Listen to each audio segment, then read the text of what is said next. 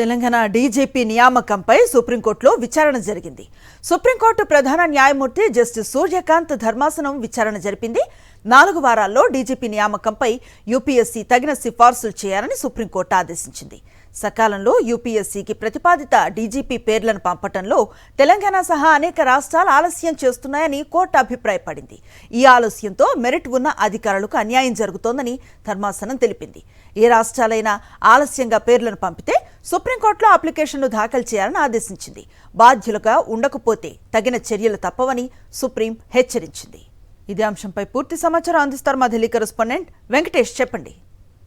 Telangana DGP Shivadhar Reddy నియామకంపై దాఖలైనటువంటి petition పైన ఈరోజు supreme court విచారణ జరిపింది. సుప్రీంకోర్టు ప్రధాన న్యాయమూర్తి జస్టిస్ సూర్యకాంత్ నేతృత్వంలోని ధర్మాసనం ఈ కేసును విచారించింది.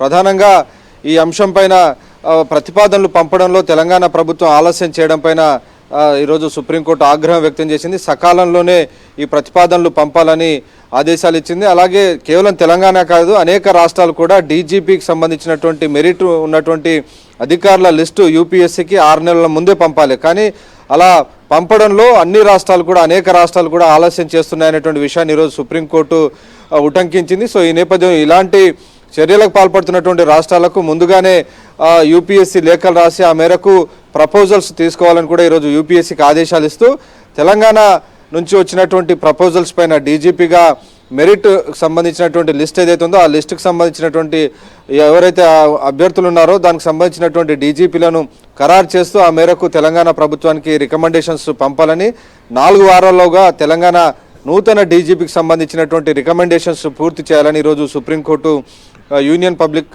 సర్వీస్ కమిషన్కు ఆదేశాలు ఇచ్చినటువంటి పరిస్థితి. సో మొత్తానికి అనేక రాష్ట్రాలు కూడా కేవలం యాక్టింగ్ డీజీపీ పేరుతో నెట్టుకొస్తున్నాయి తప్ప రెగ్యులర్ డీజీపీని నియమించడం లేదు. ఇది ఖచ్చితంగా గతంలో సుప్రీంకోర్టు ఇచ్చినటువంటి తీర్పుకు విరుద్ధంగా రాష్ట్ర ప్రభుత్వాలు వ్యవహరిస్తున్నాయనేటువంటి విషయాన్ని ఈరోజు సుప్రీంకోర్టు నోటీస్ చేసింది. సో ఆ నేపథ్యంలో అన్ని రాష్ట్రాల్లో కూడా సుప్రీంకోర్టు ఈరోజు ఒక హెచ్చరిక జారీ చేసింది. ఖచ్చితంగా సుప్రీంకోర్టు గతంలో ఇచ్చినటువంటి తీర్పును అమలు చేయాల్సిందే.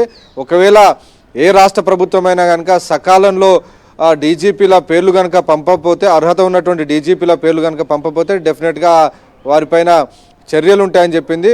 ఉద్దేశపూర్వకంగానే కొంతమంది మెరిటోరియస్ పోలీసులను పక్కన పెట్టేటువంటి క్రమంలో భాగంగానే రాష్ట్రాలు ఇలాంటి చర్యలకు పాల్పడుతున్నాయనేటువంటి విషయాన్ని కూడా ఈరోజు చీఫ్ జస్టిస్ సూర్యకాంత్ చెప్పినటువంటి పరిస్థితి. సో రాష్ట్ర ప్రభుత్వాలు ఇలాంటి చర్యలకు పాల్పడకుండా డెఫినెట్గా యూపీఎస్సీకి ఖచ్చితంగా ప్యానెల్ ముందుగానే పంపాలి, 6 నెలల ముందుగానే పంపాల్సినటువంటి అవసరం ఉంది. సో ఎవరెవరు మెరిట్లో ఉన్నారు ఆ సీనియారిటీ మెరిట్ ఆధారంగా లిస్టు పంపాలి. సో ఆ లిస్టులో ఉన్నటువంటి 3లో ఒకరిని యూపీఎస్సీ సెలెక్ట్ చేసి ఆ మేరకు రికమెండ్ చేస్తుంది. కాబట్టి ఆ దిశగా అన్ని రాష్ట్ర ప్రభుత్వాలు చర్యలు తీసుకోవాలని కోరింది. వాటితో పాటు ప్రధానంగా తెలంగాణకు సంబంధించినటువంటి అంశం కాబట్టి తెలంగాణ డీజీపీ నియామకం పైన 4 వారాల్లోగా ఇప్పటికే రాష్ట్ర ప్రభుత్వం పంపినటువంటి పేర్లపైన నిర్ణయం తీసుకోవాలని ఈరోజు సుప్రీంకోర్టు యూపీఎస్సీకి ఆదేశాలు ఇచ్చింది.